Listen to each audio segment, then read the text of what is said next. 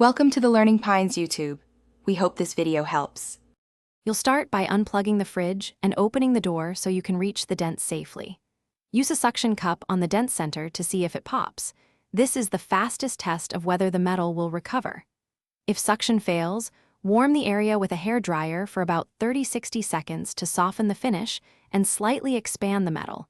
This makes the next steps easier. Make sure to protect the finish with a microfiber before applying force. Once done warming, access the dent from behind if possible. Removing a trim screw or two can give 1/2 inch of working room. Use a gloved hand or a soft-ended plastic push tool to press the metal back toward its original curve, working from the outer edges of the dent inward so you avoid creating a high spot. If you must tap, use a soft mallet and light, controlled taps around the perimeter to blend the metal. Make small corrections and recheck often. You finish by cleaning the area and inspecting it under angled light to spot remaining highs or lows. Polish with a microfiber and stainless cleaner to restore the finish. If a high spot remains, briefly reheat and tap it down gently, then reapply inward pushes until the surface is even.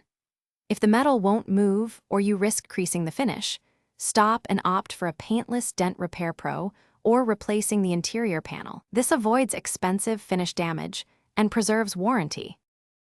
Thanks for watching. Consider subscribing if we helped you.